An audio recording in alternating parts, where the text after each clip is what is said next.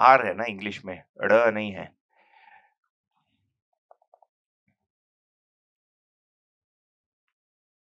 वह भी नहीं है बंगाली और उड़िया में नहीं. विश्वजीत बोलते हैं. विश्वजीत मोहपत्रा, विश्वजीत मोहपत्रा, महापत्रा, महा. वही साउंड अलग है. इंग्लिश में व्हेन यू स्पेल इट आ गया ये. Imagine how, like just hanging like this. I mean, there's no that I have to stand. Usko आया ही नहीं. He's just like hanging like this and just like he's just hoisted somewhere up in the air. बच्चे का. Oh, he doesn't like the sound. He has a cold. Maybe like it in the sun there. So should we begin? I think we pretty much have our quorum to begin. Okay, so 10th calendar day today. Total of 9 days. So we had a rapid fire journey towards the end. We went thoda आराम से till penultimate day, and then it was like this. वो होता है ना last का एक over and hit as many runs runs as you can because you don't know when you'll get the chance to bat again. ना सब घुमाओ sixer चौका जितना घुमा सकते हैं. The Shiver is pretty much like a cricket match, slog overs in the middle where everybody is like, what is happening? And then so I put together a small summary, and we'll just go through the summary. We'll take it slow, and there's not going to be anything new here in terms of information. All right, we won't make it very extensive. So I'd like to first start with a gratitude towards my teacher. I'll first clarify my status in this. I am a student of this darshan, and when I evaluate the past, really maybe about 19 years since I came in touch with the Jivan Vidya Shivir, and about 13 years since I have been studying the darshan, or taken out time to study the darshan. Let me put it that way. Otherwise, it seems like I was doing 12 hours a day for 12 years, which is not the case. It has been very fulfilling and rewarding, and I find myself on the road to what is called as consciousness transformation. Okay, I don't have any open queries left in the darshan. I also find that I'm able to explain the darshan to my satisfaction. But yeah, it's helped me appreciate what a darshan is and what it takes to understand the darshan and walk on that path. So that's one, my status. My teacher, Shri Agrahar Nagraj, so gratitude to him. I mean, basically, after meeting him, it felt like I was kind of born for this, to be able to meet him. There were parents and there were friends and family, etc. But so that was like in itself a different experience. We have on our site we have a book where people who lived with him have written their memoirs. It's mostly in Hindi, but Gauri, mine, and somebody else's, about 3 or 4 of us wrote it in English in the same book. I will, I can send the book. I'm also thankful. I'd also like to show gratitude. I've written the word seniors, but basically, senior means those who have walked this path or are walking this path before us, before me. I was fortunate enough that somebody was able to step down Nagraji's core understanding and message and put it forth to us in ways that I was used to studying, because we all get used to studying things in a particular way, especially due to modern education, and where, because of the engineering background, you expect things to have a logical flow, and that rationality is a part of the understanding process. It's not faith or belief based, that there is no mysticism. And also, so I've benefited immensely, tremendously, by many people during this journey. So I should be grateful to them. The workshop format that we saw basically derives from a number of sources. It's not mine. Okay. The basic understanding, of course, is Nagaraj's, and my ability to explain, let us say, the Jivan Kriya, or talk more of relationship, or the conviction that comes in it is due to my study of the darshan. The flow of the topics again has been taken from one or two workshops that people kind of really did. So it almost seems to be, like somebody builds a house and somebody sees the roof and they feel I can move the tiles this way, and then it becomes a more functional house. So that's the way the Jivan Vidya Shiva thing has kind of really developed. I'll speak more about the objective of the Jivan Vidya Shiva shortly. Yeah, but gratitude to them, and also gratitude to everybody else who's been a source of what is called the truth or yathartha or its pursuit. It is because people have tried to understand the meaning of human life and what is true and essential for human living that really we are able to, even have pockets where people are still trying to, uncover it. So there have been many people in the Indian tradition. I don't know, going back 5,000 years, there have been scores of people who have attained various states of awareness. Uh, I think one should also be thankful to the scientific pursuit to help, open up the clutter that religion had gotten into and help us look at things objectively. And that objectivity is important along with the subjective experience. So I think one should be grateful to all of them. So I just thought I'll start today on that note. Just a brief of what we covered, nothing new, like I said. Um, so it looks like this time it looks like existence gave me the stick to kind of communicate existence to you via the stick. Yeah, so it's flowing through the stick. Um, Basically, when we look at existence, so the aspect of coexistence that we understood, so this really is a spiritual dimension. We started with the four dimensions. When we look at the spiritual dimension, what are we understanding? We're looking at order in existence and understanding coexistence. What did we see? Every unit is saturated in space. Okay, the word saturated is also written as samprakt in Hindi, and there is evolution and development in existence, and this is self propelled. There is nobody propelling this. And in nature that is saturated, or units are called nature, collection of units is called nature, which we see as the four orders on this planet: the material, plant, animal, and the human order. And we see that each one has four dimensions that are cognizable: Roop, Gun, Swabhav, and Dharma, okay, or appearance, properties, basic nature, and innateness that we call as religion. And really, every unit is related to every other unit. So when we look at existence as a whole, it turns out that existence is an order. Fundamental level also, existence is an order as well as at the level of unit. So there is order in nature. This understanding, okay, this is what we saw. This is the inference, okay, and this understanding put together is called knowledge of existence or astitva darshan gyan.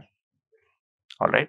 So in this workshop we've taken the approach where we've taken all of them together, but really sometimes you can only study this separately, but you can see that all are related. When we're talking of the spiritual dimension, we want to understand this much: who we are, how things are, and how we came to be. That is what we like to understand. All right. So this is what we understood. So coexistence in nature and existence. This is a fundamental base for everything that we discussed. The second is we discussed or we understood or tried to understand ourselves. All right. We started by trying to understand ourselves, and we realized to be able to understand myself fully, I have to understand existence. So existence is an order. Every unit in existence is an order. Okay, and it can be understood.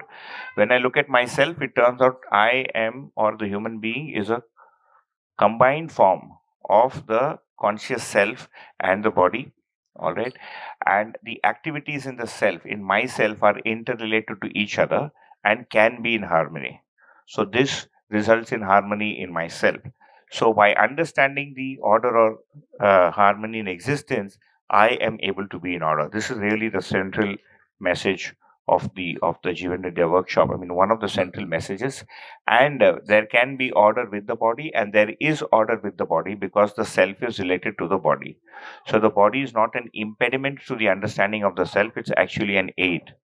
Okay, it's not something that I have to throw away. It is also not something that I need to worship.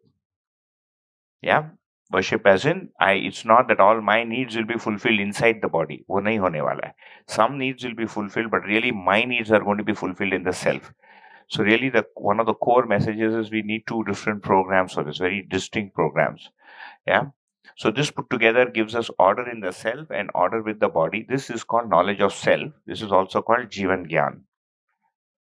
Yeah. This was the second packet that we understood, really understanding of the human being.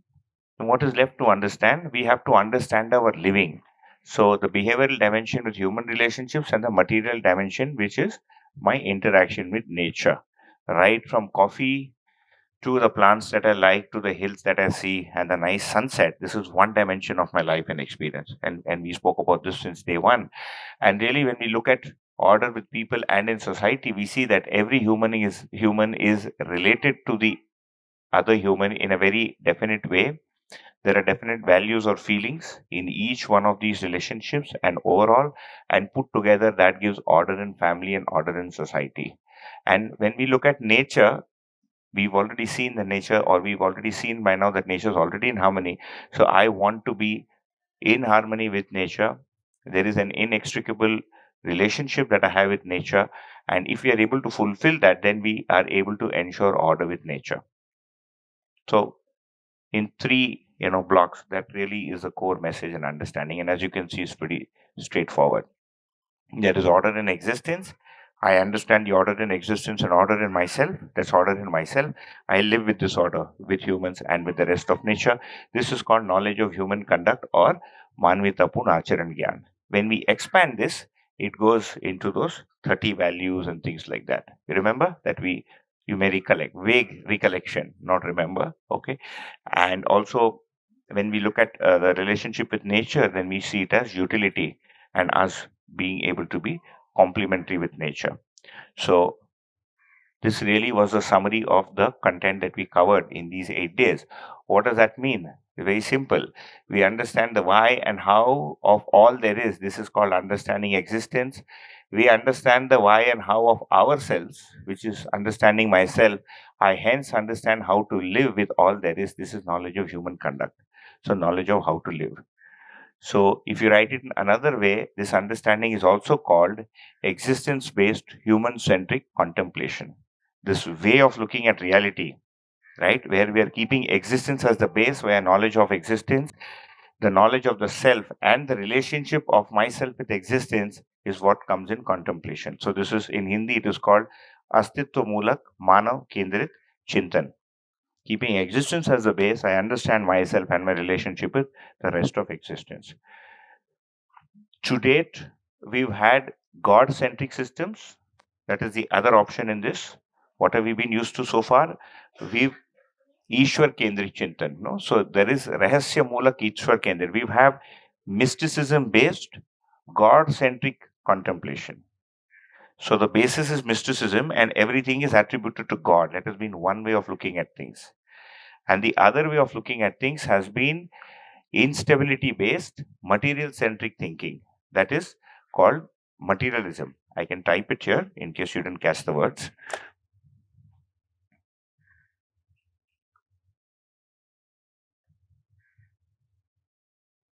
It'll also give us a pause.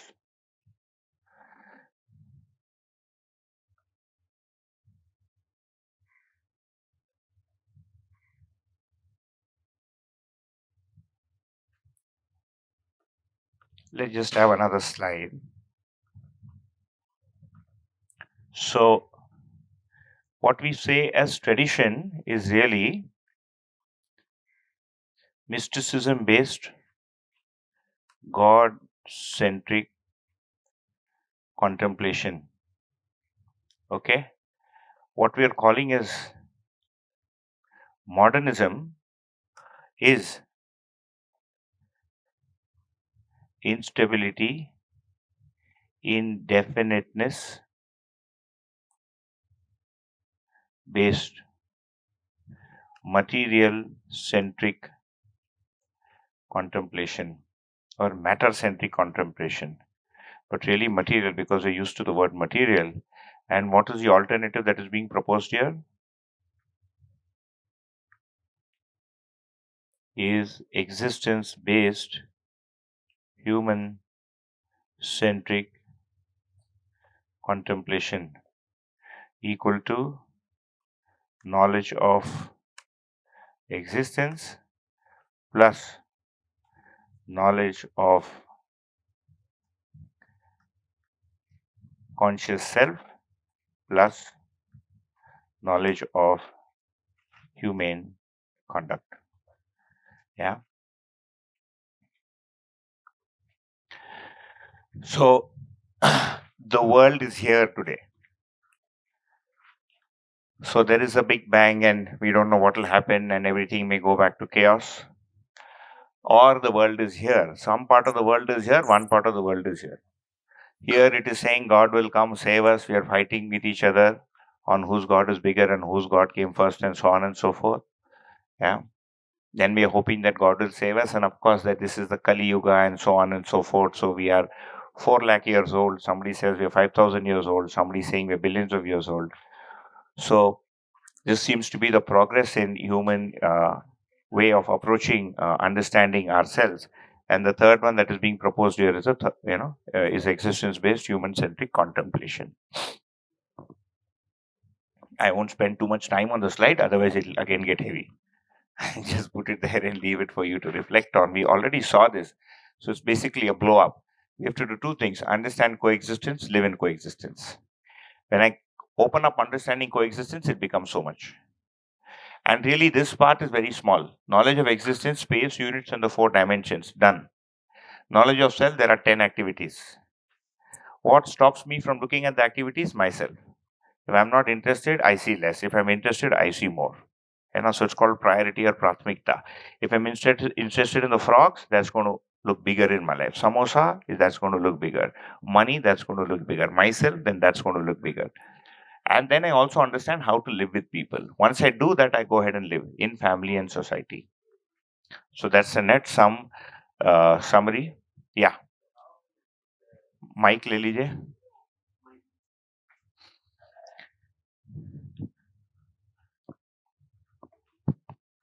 My जी sir. question is how these activities of self can be really it is translated into the activities while doing the activities daily. So everything that we do outside is the projection of some activity of the self. Okay. For instance, you ask me an inquiry, I'm giving you the answer. I'm choosing the words that I should communicate. I'm choosing my body language. I'm choosing how I'm holding the stick. Am I holding it this way? Am I holding it this way? Am I holding it this way? This is choice. Aswadan and Chayan, the outer. Prior to that, there is analysis. I have heard your question and I'm analyzing where your question is deriving from, and I'm sourcing the answer from somewhere. The place from where I'm sourcing the answer is called Chitran. That's what I'm doing right now. So that's how it's related. So behind every action, we have a choice and an experience. Chayan Aswadan. Sometimes there can be analysis. For the things that we do every day, we don't need, like you have to get up and brush your teeth. You don't have to sit and analyze. Should I brush? Should I not brush? When should I brush? वो set हो गया. तो जिसको mechanical action बोलते हैं, that keeps continuing with chain aswaran. Sometimes it's also kind of motor memory in the brain. You just pushed it there, like where I kept the car keys, for example. Yeah. But bigger things of who should my daughter marry, that cannot be done mechanically. Now I have to process, I have to think of all the, you know, belief, dharm, suitability, this, that, expenses, a huge background job. Analysis is important and also imaging. It's very interesting. The wedding takes 3 hours and takes 1 year to plan. And that planning takes place in the self. Nay, 6 months. There's a Punjabi wedding, 8 months. Marathi wedding, 4 months. South Indian wedding, 2.5 months. They'll all go buy tickets, go to Kanchipuram, buy the saris because it's cheaper. It's like one big, big tamasha. When somebody was getting married, they came back with bags. And of course, very stressful. So that's how it's related. So really, we are able to see or identify our internal states with some activity in the self.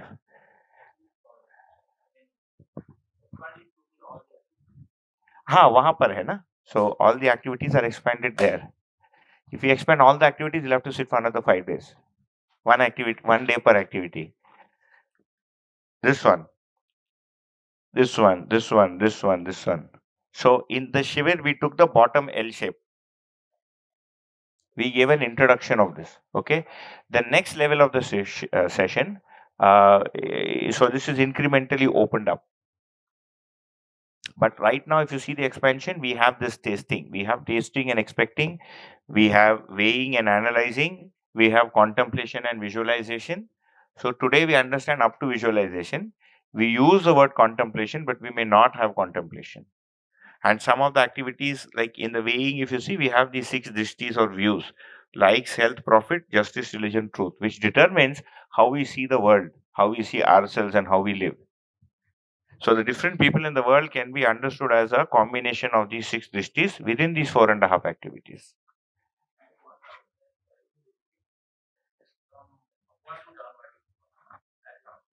Yeah. हाँ ठीक है, that directionality is just in the slide. We can even write it like this. We can put tasting on top, and because we're used to looking up for things bigger than us, we is little like this कि अनुभव ऊपर है, but actually ऊपर नहीं है, गहरा है. It is deeper. Yeah, the directionality will take some time to get set. We can even write it like this, left to bottom, right. Tasting analysis, weighing tulan. ऐसा we can even read diagonally. We can even write it circularly. Circular बनाया था ना, मन, वृत्ति, चित्त, बुद्धि, आत्मा. So representations or directionality in representation is to first give us a logical view of the way things happen, and then we have to go beyond that logical view to see that activity. So that's a process of study. Okay, so G.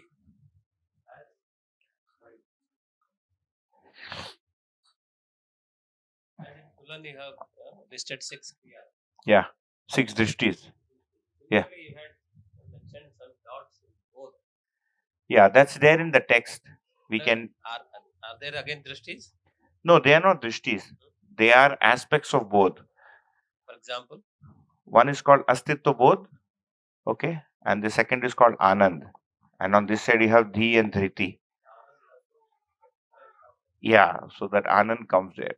So one aspect of Bodh or Buddhi understands existence, and the other one is able to experience Anand. Somebody asked, when will you get to see Vyapak? He asked. So that is the entity. That Kriya of Buddhi is able to see the void directly or experience it directly. So it has the gyan or the acknowledgement that there is Vyapak. Yeah, there is the void. Because then the inquiry that can arise is, how do you know there is void? Some people are saying space time is curved. Yeah, yeah, as the self. Yeah, Bodh, Purna Bodh. It's also called Atma Bodh. Not acknowledge it. Acknowledging is happening down here in the Chitran.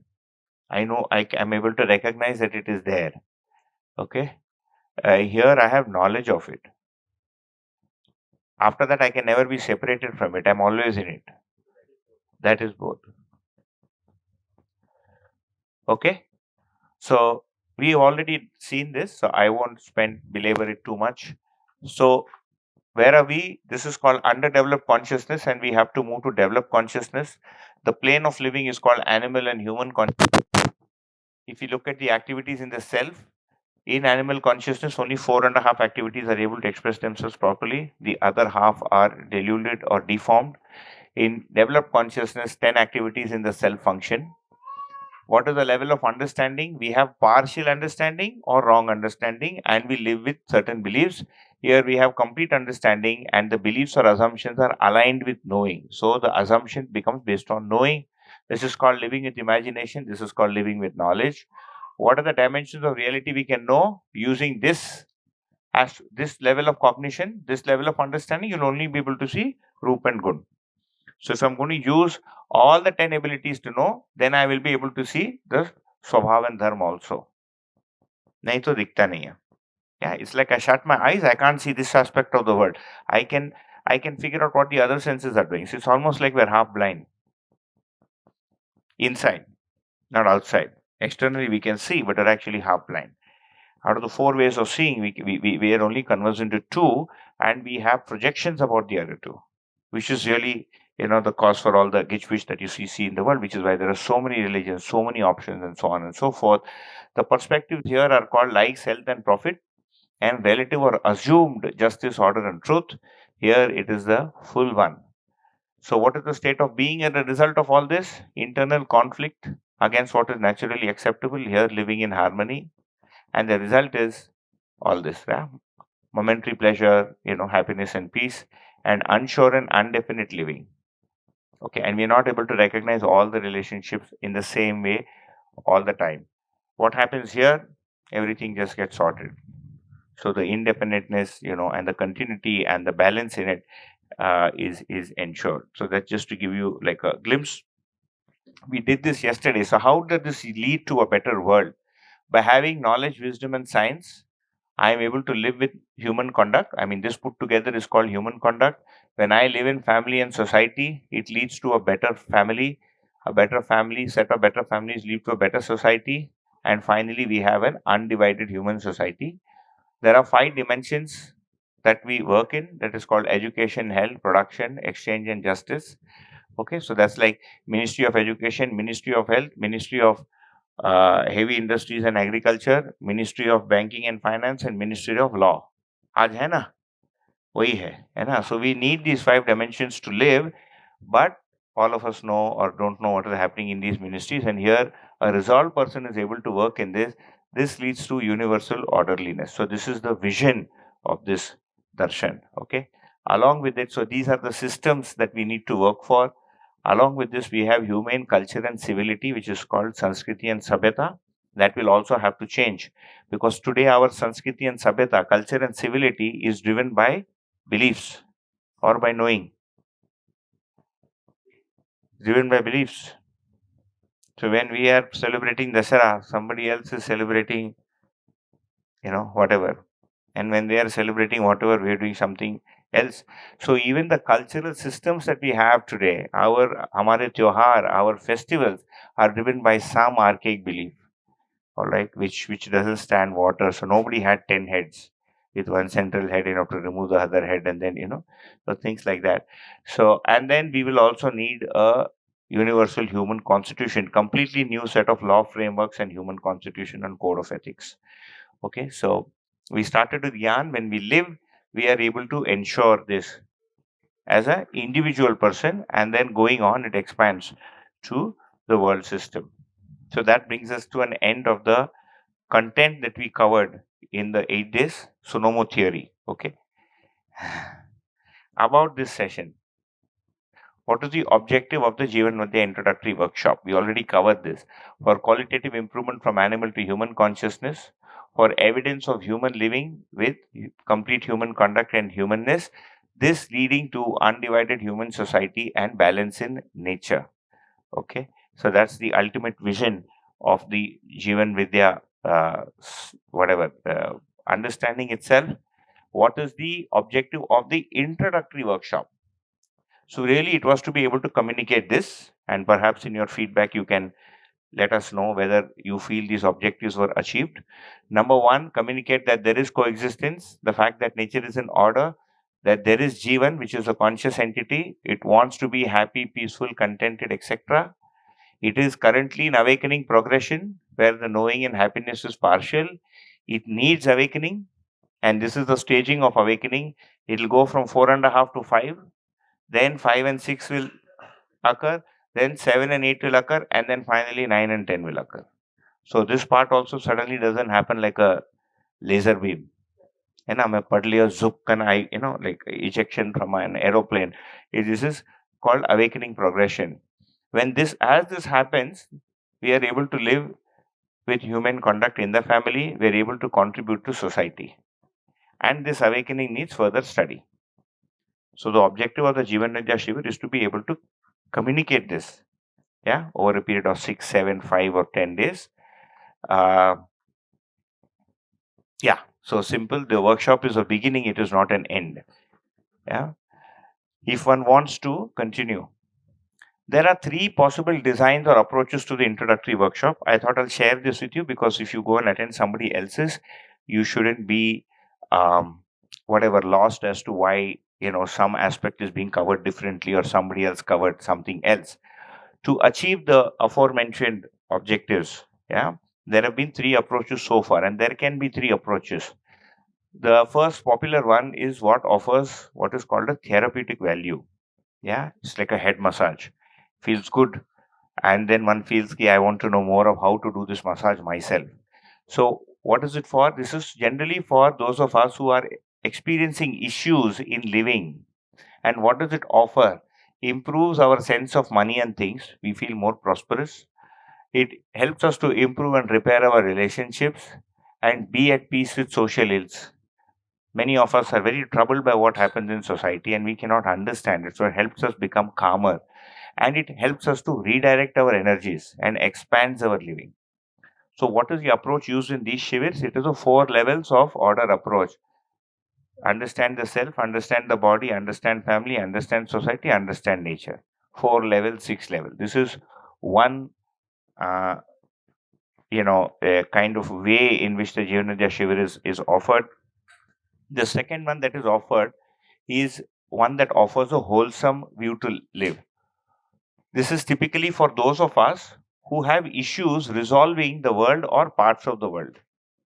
We don't so much have daily problems with money and these things, but we are trying to understand life and living, and it doesn't make sense, and that troubles us. The world troubles us. I trouble myself. Yeah. So, what does this help do? This helps resolve the our living with nature, helps resolve our contribution to society, and provides a solution to the big problems. So the approach that this Shiva takes is the one that we took, which is the 4 dimensions of living approach: material, behavioral, intellectual, and spiritual. This is the view that we took. I presume that the participants that would come for a session like this would be more of type B than of type C. There is another option, which is the here, instead of offering therapeutic value or wholesome view, this seeks to fulfill a serious inquiry that somebody has.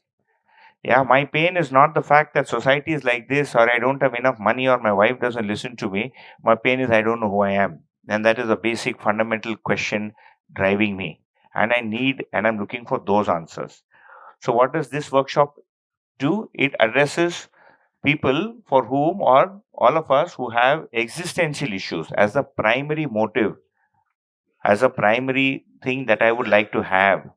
Okay. It helps to resolve consciousness beyond matter. It takes what is called the Tatvik or Darshanik view, and this takes the three Gyan approach. So, in this Shiva, if you notice, we combine this and this. Samajh mein aata hai? We took this approach. So, I said we'll blend it. So, I blended it. If you keep it simple, you can keep it like this. So, every day we would, let us say, do relationship with the body, go out, have a session on health, make some medicines. Relationship with family, go out, have a discussion on family. वो भी कर सकते हैं, है ना? You can do it for 7 days, with let us say 25% of the content and complexity that we used. So this Shivir was purposefully designed as a blend of A and B. So for those of you who may have felt that it was a little heavy, I would encourage you to, explore the other Parichaya Shivirs that people are conducting, because they all basically are trying to fulfill the intent in the previous slide, but really just catering to different needs that we see. Clear? So, what does the Jivan Vidya Shivir start to fulfill? Two things. In summary, it has a utility value, so it leads to a better state of being and experience of living, and provides a meaning to life. So, where I'm living only with my bank balance and my wife, now suddenly I feel I can do something for society also. So, my sense of living also expands, it enriches that. The second is it helps to fulfill curiosity. Yeah. It fills an existential void that can be spiritual in nature and fulfills intellectual inquiry. Yeah, that's a summary about the underlying darshan. So now I can sit. So how did this come to be? Everything that we're talking of. So this is a discovery by Sri Agrahar Nagaraj. Yeah, so he was born in a small family in a small village called Agrahara, which is in Hassan district near a place called Ramnathpura in 1920. So he was born on 14th of January 1920. and came from a family that dealt with the Vedas and Upanishads and taught it, and had serious inquiry in it. And he had fundamental uh, questions regarding some dichotomies or conflicts that he saw in the um, in the Vedantic texts. So when he started making this inquiry very seriously, his family was very troubled because they felt a rebel has was born in our house. So over a period of time, in order to fulfill his inquiry, he went and met many people. As I've already mentioned, he met Aurobindo ji in Pondicherry. He met Ramana Maharishi, and their guru, the family guru, were the Shankaracharyas of Sringeri.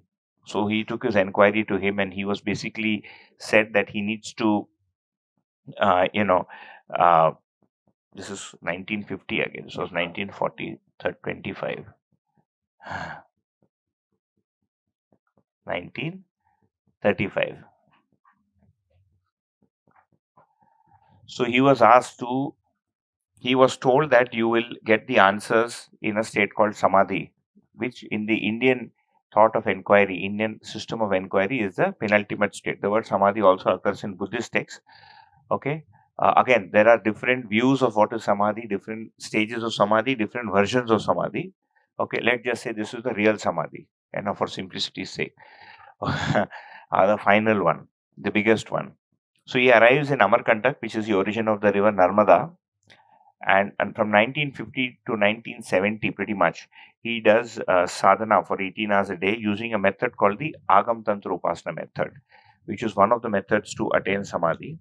In about 1968, he reached a stage where he felt that his activity of visualizing, which we called as chitran, the activity of analysis, and the activity of tasting and selecting, ichha, vichar, asha, were shut down, right?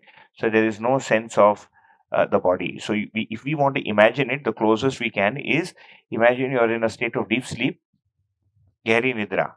Yeah, when we're in deep sleep, when we go off at night, but you're on, you're not off, and you can see that I'm there, and there is no body. Plus, you can see and understand other things. That's the closest we can help ourselves to imagine the state of samadhi. And he pretty much waited in this state for almost 2 years to get the answers to his basic jigyasa, which didn't happen. And he then decided to do an advanced prakriya. It's called a procedure called Sanyam, which is written in the Patanjali Yoga Sutra. But he felt that the procedures given in the Yoga Sutra were to achieve certain states, um, you know, um, which are called siddhis, and he was not interested in it. He was there to find the answer to his question. So he kind of improvised the way in which Sanyam is done. And we won't get into the technicality of it. Basically, he did Sanyam, but in his own way. And when he did that, the first thing that became clear to him was that nature is in four orders, that nature is made up of atoms. Atoms are in order. There is, recognition and fulfillment between atoms. I am the one that is understanding all this. And it finally culminated in the recognition that this scene that he was able to see during samadhi is nothing but the void that is there everywhere. Because what really happens in samadhi is you are able to experience void, but you cannot explain it. So, as a result of being able to understand or have both of the void or shunya directly, he also went on to experience that he is drenched in this void. Okay, and what we call as void is actually full. So this emptiness between you and me that appears empty, it is empty of activity, but it is full of energy. And it's not that energy is flowing in it, it itself is energy. So we're actually walking around in this infinite reservoir of energy. And every atom that is present in this infinite reservoir of energy is energized because it is in that infinite reservoir. And it is this infinite reservoir of energy that allows us to have infinite knowledge also. Otherwise, our knowledge would be finite. Yes, so human beings believe or expect that they should be able to understand everything. And where does that belief come from? When the brain is so limited and a product of this planet, how is it that we're able to understand the moon? Khopdi dharti par bana, so the khopdi should have been limited to this dharti. Or it is a Karnataka khopdi, it should have gone only up to Karnataka. But no, it goes to the world, it goes to interstellar space and intergalactic space. It is because of this Vyapak. So these are, in summary, some of the things that he realized. I will point you to a book where you can read more about that. And so in 1972 to 75, he figures that there are no unanswered questions left, and he realizes that what he has understood are the questions that mankind or humankind has been trying to understand since time immemorial, and it is now possible to explain it in a logical or a teachable fashion. So he starts doing that by writing the literature, which is written in four parts, as four darshan, and I will give you the names of the books as three Vad and three Shastra. Ileba. Hi. Hi. I think it's that noise that's bugging him. He wants somebody to, pay attention. And he's like, where is all this samadhi coming from? I just want to move around. I just want to play. Let me be.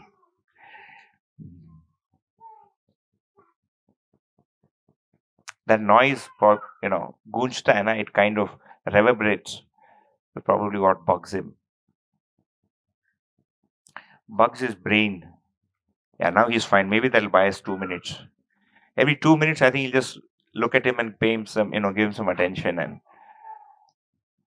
so he starts writing it in 1970, and he's done by around 1998. All right, and the books are published over a period of time. And these are the books. I'll give you the names of the books. It is important to note that what is being written is a ground up, is a direct understanding of reality. It has got no correlation whatsoever with the Indian six darshans or darshanas or the Vedas, Upanishads, or some form of spirituality, etc. It doesn't do any copy paste from some book on quantum physics or quantum mechanics. It doesn't do that. Okay, he has basically written what he saw in the state of Siam and given it words and built it with logic and put it in a way that people will be able to understand, and that can eventually be brought into education. So he launched the Jivan Vidya program in 1988 as a way to communicate to people the fact that the reality of the self is the Jivan, and its really movement in awakening progression. The story of the world is a story of the progression of this Jivan entity and pretty much what it understands. So that is the intent of the Jivan Vidya program. One of its tertiary benefits has been this therapeutic relief it is able to provide, that I mentioned under the C ban. Right? He is loud. The room became very silent once all kids are loud. Suddenly, like, we are able to hear whatever, I'm able to hear myself. Yeah. So he launched the Jivan Vidya program as a way to take this message to adults. Okay. And the second is called Humanization of Education, Shiksha Ka Manvikaran. So some of the people in our group are working in this, more on this. For instance, I prefer to pay more attention to the Jivan Vidya program, but to the let's say the research aspects of it, the whatever further study. There are some people who are more interested in education and the humanization of education. We had a small brief where I kind of spilt out what I thought was education, but there are many of us. There is a curriculum that is there. People are trying to develop textbooks. We are also trying to develop transition material, because it's going to take time to have the entire education system, and honestly the world is not what it should be. So you have to have some adapters. So people are trying to build these AC/DC adapters all over the place. So that effort is happening. Some examples are the happiness curriculum in Delhi. There was some effort in the Chhattisgarh School State Board, and so on. A lot of people like Gauri and some of our friends are trying to communicate or see how this content can be communicated to children in English or via the teaching of the English language, so on and so forth. You'll find details of all this on our website. I'll give you the link. And the third one is called Parivar Mulak Vyavastha, which is basically family oriented, village organization. But that presupposes, so this is not an artificial construct, that presupposes that people will have understanding. So this really, the Jivanidya program seems to have taken off in 88 to 1991 with Nagaraji's visit to IIT Delhi and some people meeting him there. And basically, this whole process of communicating it in different structured formats that are digestible by common people started, because otherwise his way of talking was not oh upar se jata hai, just like go off, like, what is he saying kind of thing. So we were able to step it down, and he passed away in March 2016 at the age of 96. um, so that is a bit about his life. You can read more about him on the website. We have a small note there, and also the biography, which is there in Hindi currently, and some of the texts are being translated into English. Any questions on that, on the previous one? Any question or curiosity that you may have regarding this? The book name in that one, that will take you to Samadhi. But if you want to go there, you can take the name of the book. It's called Yoga, Enlightenment, and Perfection. But that will take you to Samadhi. It will not take you here. To go down this path, you'll have to read these books. If you want to go into Samadhi, you can go to that book. Both are valid. Samadhi will also take us to some state. This will take us to some other states. Sorry, Nagarajji's family and children. So when he left for sadhana, he left behind a son here called Hari, and he stays in Bangalore. He worked in Hosur, and his children are settled. He stays in Kengeri, and he worked at TVS Motor Company. That is the eldest son. Then there were 3 children born in Amarkantak, 2 sons and 1 daughter. The daughter is not married. She basically dedicated her life for the darshan and his activities. And 2 sons who stay there with their children. Now the children are all grown up. Somebody is working at Google, somebody in TCS, somebody in IBM, somebody is running a business. One is on her way to becoming a surgeon. That's the status. Yeah. The sons are retired, kind of retired from the work. One was a mechanic, and he ran a welding shop. The other one worked in the local corporation. So none of them have taken to the darshan. It's people like us, who basically we stayed in that house like we were part of the family. And there was once a time when Gauri and I were in Amarkantak, and 3 children from the family were studying in Pune. I studied in Pune, got fed up and went to Amarkantak. They grew up in Amarkantak, got fed up and came to Pune. So that's how the world is. Yeah. So that's the. Yeah, you don't need to go for samadhi. And also, if you have samadhi, this whole education, living with family, working, people who've had samadhi basically, communicate that once you've seen the state of samadhi, it's so engrossing that you don't feel like doing anything else. So samadhi is a very elevated state of consciousness, of awareness, which basically dissects you from living reality. I mean, the experience reality. This bypasses samadhi, and this goes beyond samadhi. So, according to me, the bodh in Madhyas Darshan, that's my conjecture at this point in time. We don't have to be in a hurry to conclude on that. But the bodh in Madhyas Darshan is similar to the state of samadhi, and the anubhav or realization in Madhyas Darshan is beyond samadhi.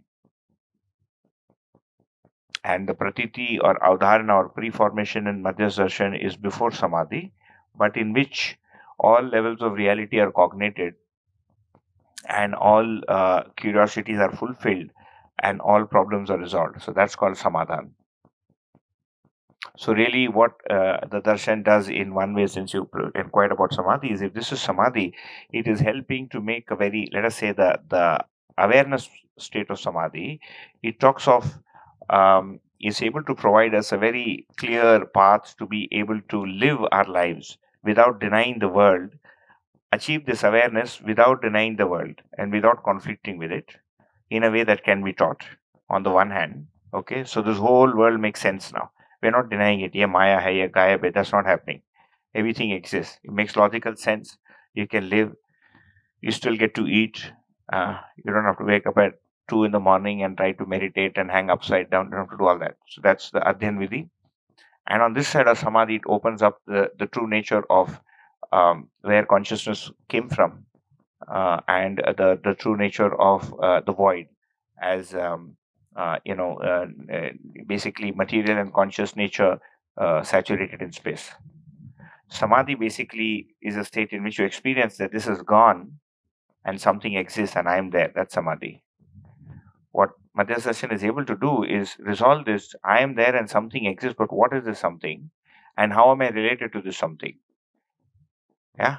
Then it turns out that I am in something, in this thing, and this thing itself is energy, and all of us are in this energy.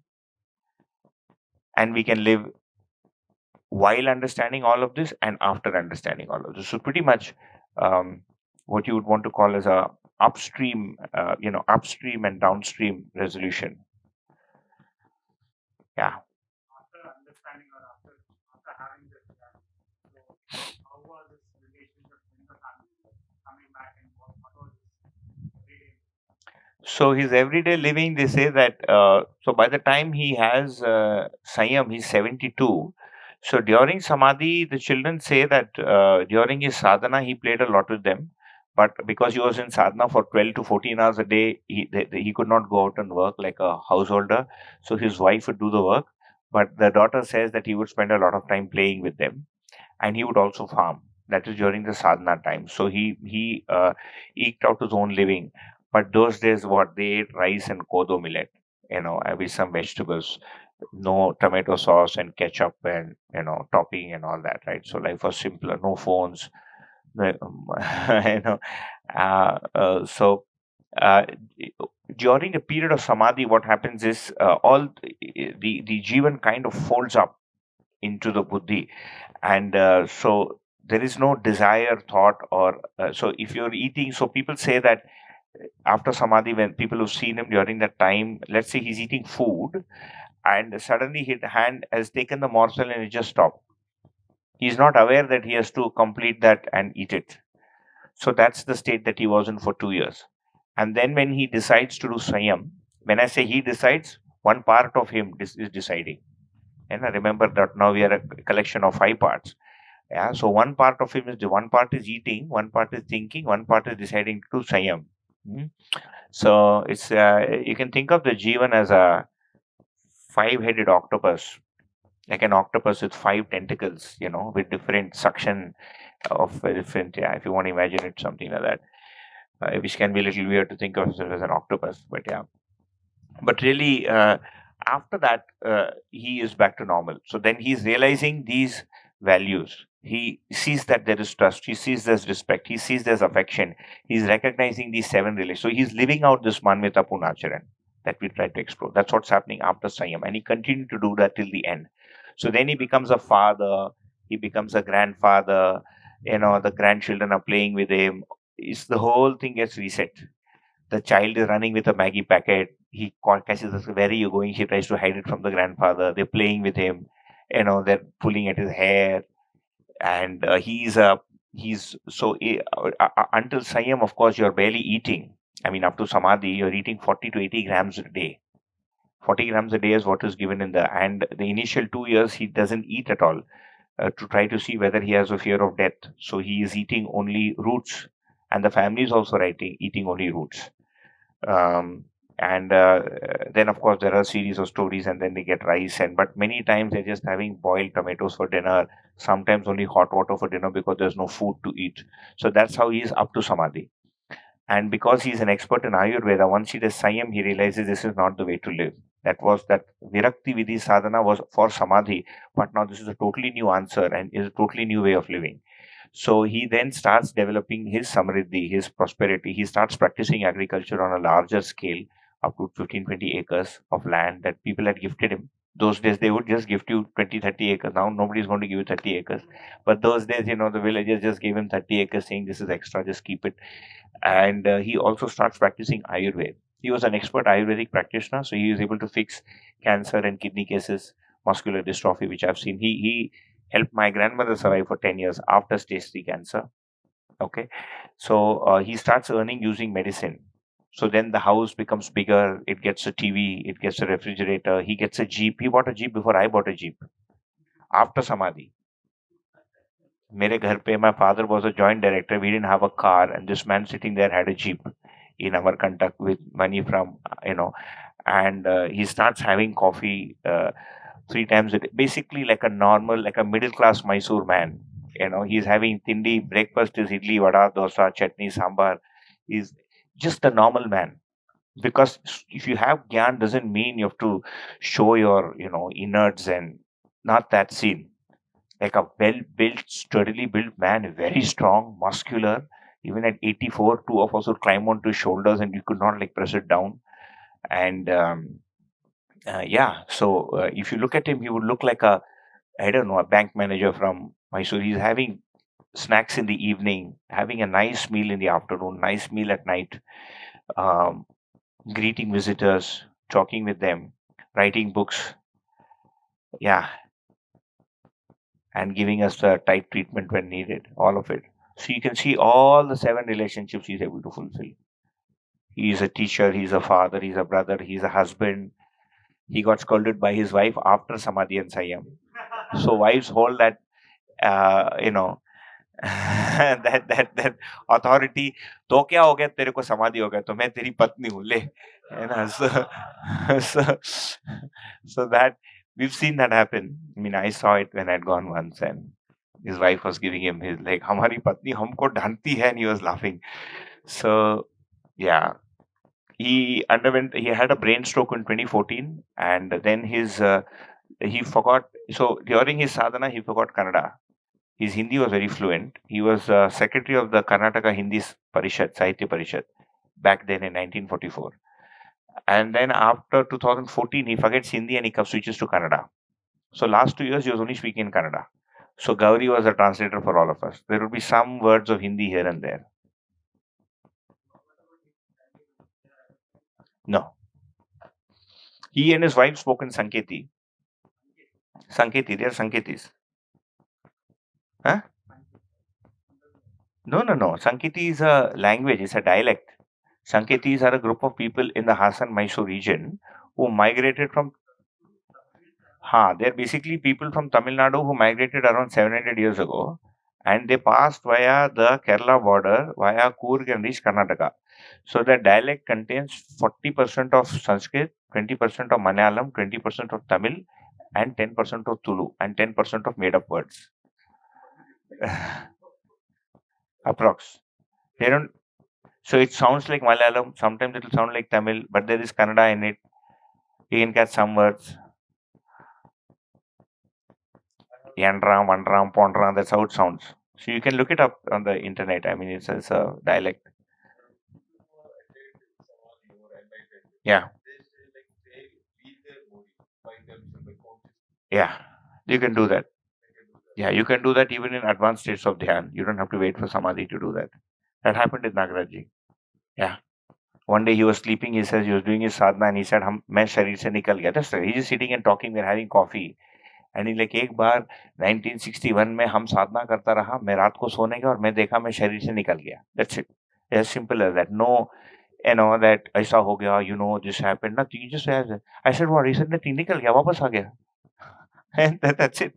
So very matter of fact. There's no air about him. हाँ? आ सकता है, तभी तो वापस आए ना. 61 के बाद तो 2016 तक तो आए ना, नहीं तो कौन बोल रहा था.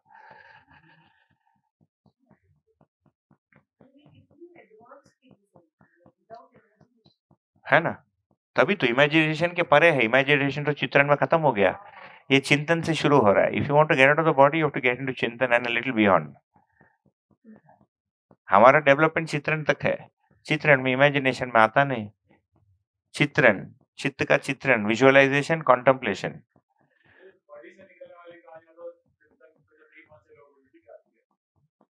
तो वो 2 विधि से होता है, एक विलफुली होना, दूसरा एक्सीडेंटली होना. वो भी जिसको बोलता out of body experience, due to some accident और some weird kind of circumstances वो हो जाता है. Very rare.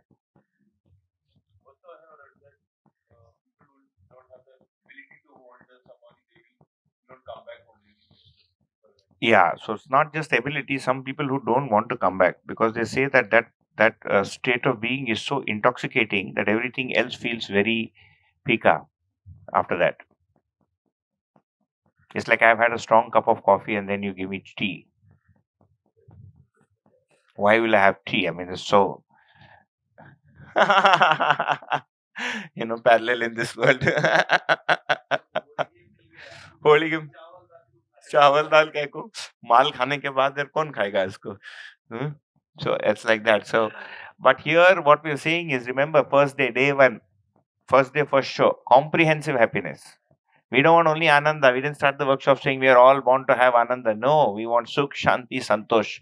Ananda optional है, करना है तो कर लो, हो गया तो मुझे बताओ, है ना? But संतोष तक तो कर ही सकते हैं. And then Anand and Parmanand, all, like heavy sounding terms. But all of us want three kinds of Sukh. We can attest to it. We want Ruchi Mulak, preference based tasting. We want values based tasting. We want purpose based tasting. This all of us can attest to. We don't like it when we have a fight. Nobody likes it. Simple.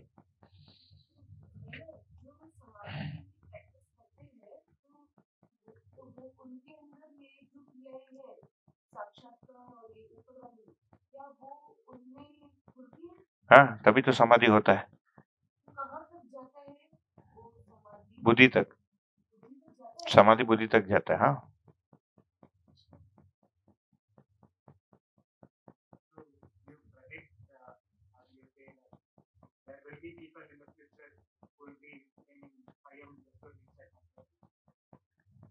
just to recheck again. You cannot do Sanyam out of doubt. You can do analysis out of doubt. So the region of doubt remains in the domain of imagination. In fact, you will not even be able to get to Sakshatkar with any doubt. The first kind of pad in assessment is really getting free of doubts about the path that you are taking. Otherwise, the concentration of the conscious faculties will never achieve the intensity needed for seeing. It's like if I want to study quantum mechanics, I have to believe that it is true, which is when my concentration will go to understand it, or whatever can be understood it. If I am starting with the doubt of whether quantum mechanics is true or not, do you think it will ever concentrate? It will never concentrate. It's like a farmer who starts farming with the doubt ki pata nahi hoga ki nahi hoga. He's never going to have anything. He'll keep buying from the market. He has to believe it, tabhi to ugega. So you have to believe. So even in Sanyam, Sanyam is not possible without Samadhi. Samadhi is not possible without doubt. In fact, doubts are finished off before Shravan. Samadhi, Shravan, Manan, Nididhyasan, and then Samadhi. In the Patanjali Yoga Sutra, doubts will be over before you enter the stage called Yama. Otherwise, you will not do Yama and Niyama, which are 5 each. And that is the first 2 limbs of in the yogic method to reach Samadhi. So you will not even enter the playing field. So no doubts. And this knowledge is possible in Sanyam only when you do Sanyam in the inverted method that Nagaraji did. He inverted it, not in the way that's prescribed. If you do it in the way that's prescribed, you'll end up getting the things that are written in the Yoga Sutra, which is available as a PDF on the internet. Yeah, it's in 4 padas. It's a total of 196 verses. You can pick it up. There are very nice English translations. I can even give you the best ones. And there is the third adhyaya. The third chapter is called, basically it is called, so you have Samadhi Pada, Sadhana Pada, and then you have Vibhuti Pada. In the Vibhuti, you will get different kind of Vibhutis, different kind of powers. For instance, if you do Sanyam on your throat, you will not feel thirsty after that. Yeah, but there's a lot of water. If you're thirsty, you just have water. Yeah, that's coexistence. So coexistence is saying, why do you want powers why do you want to walk on water when you can build a boat? Build a boat, keep your child in it, enjoy the ride. No, someone ko bhi pura karo. And tell others that you can also come on the boat with me. Take the whole world along. मैं अकेले जाऊंगा, I'll walk on water. You keep watching and clapping. नौटंकी है. संयम जाते समय, lot of what we hear is all, Yeah, so Madhyas Darshan is really the darshan. It is in 4 parts. One is to do with behavior, one is to do with action, one is to do with realization, one is to do with practice. behavioral dimension, material dimension, intellectual and spiritual dimension. Same. पहले दिन से वही thread है. Those 4 dimensions that we started with are modeled around the way the darshan is written. Okay. So this is called realistic view or postulations from realization. Basically, the most profound book in this series is a book called Manav Vyavhar Darshan. They are available in Hindi. This is translated into English.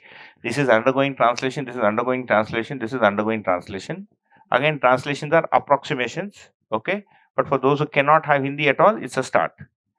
But the recommendation is that if you are from the Indian subcontinent, then you try and switch to Hindi, because most likely the words will be there in your mother tongue and then you can get to the root text.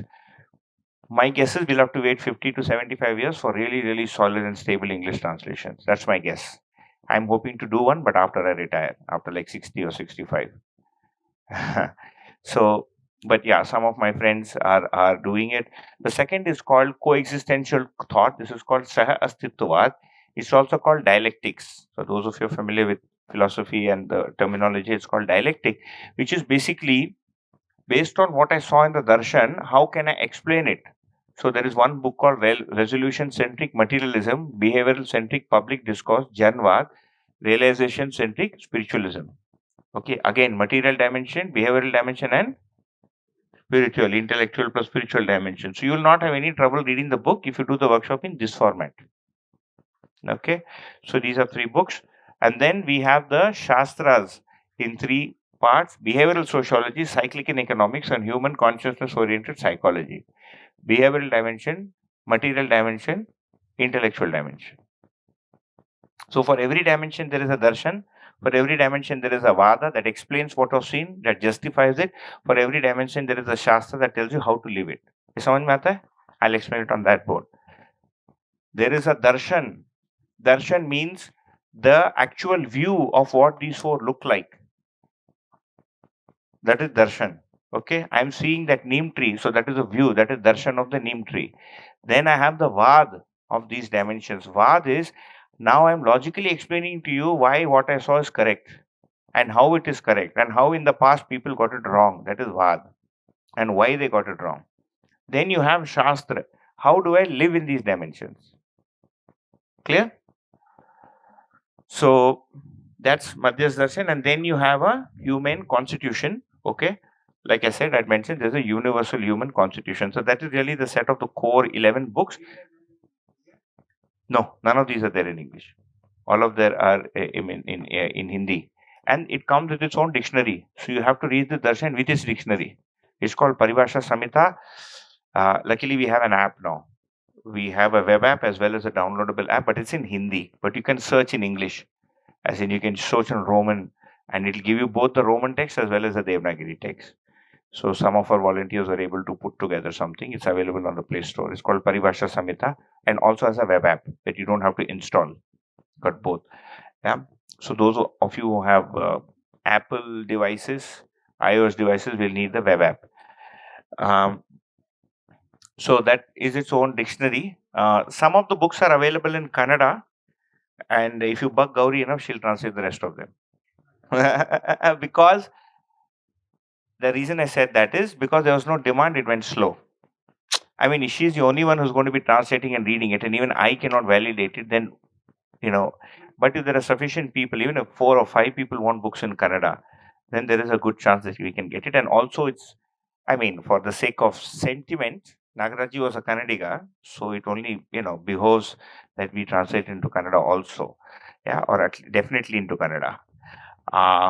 Some part translation in Tamil is underway. There's a person called Tirumalai, I'll put you in touch with him.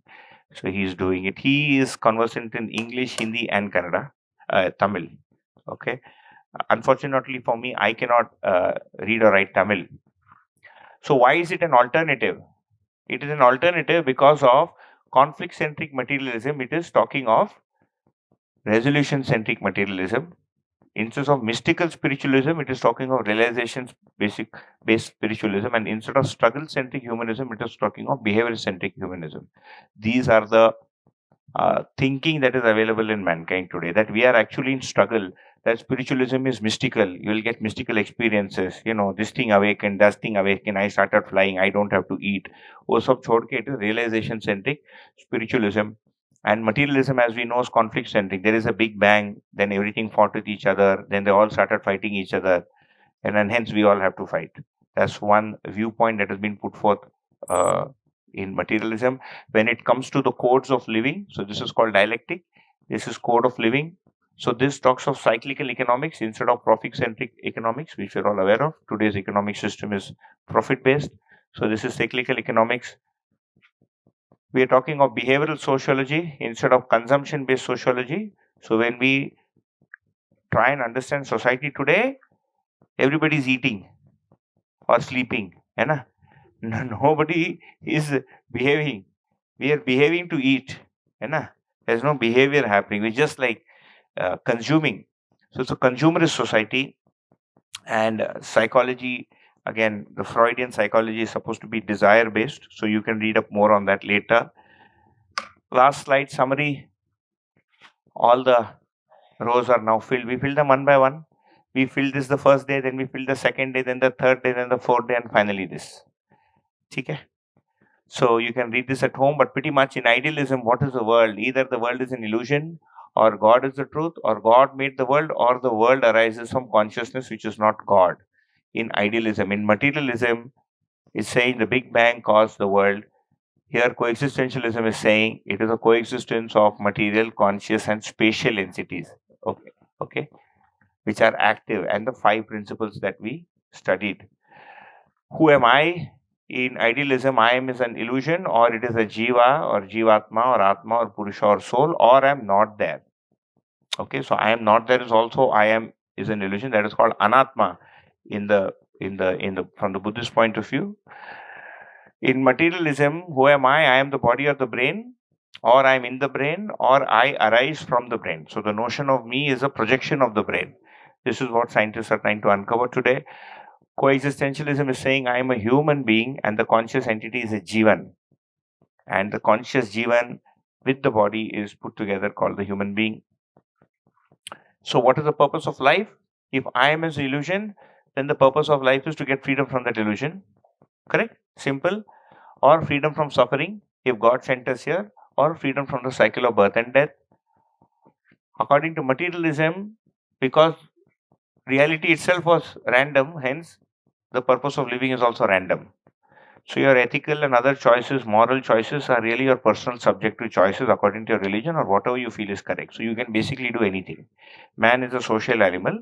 He can become social or animal or some combination of these two. Here, the purpose of living is to understand coexistence and live in it with happiness. Missing. What is happiness? Here it is living with, or how will I get happiness? By living with devotion and renunciation, or follow scriptures, here by consumption and accumulation, and here by resolution and prosperity. What are the results? In idealism, I will end up denying myself because I'll say I am not the self, I am the Atma, or something else. I am consciousness, I am not there. We were doing production in family, but society became sectarian. True, yeah, because there were so many different beliefs, we are broken. We are actually broken in smithereens. We are one religion, in that from 110 castes, each trying for reservation. We are all over the place. And we lived side by side with nature. Okay. In materialism, if you see, there is confusion in the self, accumulation in family, consuming in society, and exploitation of nature. So when you compare this and this seems better. If you compare this and this, which is better in the outcome? This is better or this is better? This is better. इसमें comforts आया but problem ज़्यादा हो गया ना? The problem increased. And what are we saying here? Basically, this we've already covered. So that's like a brief snapshot. If you recollect, for every topic, I was filling up one cell, one row at a time. Now we have all the rows filled. You'll anyways get the PDF. I'll take a small pause so you can catch your breath. Yeah. There is no end to the Jivan. Sir, how much time left for you to leave? आप दोनों को? 15 minutes. तो one ಕೆಲಸ ಮಾಡೋಣ, we'll take a break. आप अपना मूल्यांकन दे दीजिए, okay, and then we'll have tea, come back, finish the rest of this. वही so we will come back and finish this. There's just journey ahead and वो सब है. Anyways, you'll get the recording. We just have 15-20 minutes left. Major part is over. Rest of the part you don't have to pay, concentrate. And then the slides on which we needed some concentration is over. It's just what we need to do, where the resources are, and all that. So we'll do that. So can we have your feedback? Then we'll ಅದು stop ಮಾಡಿ ಆಯ್ತು.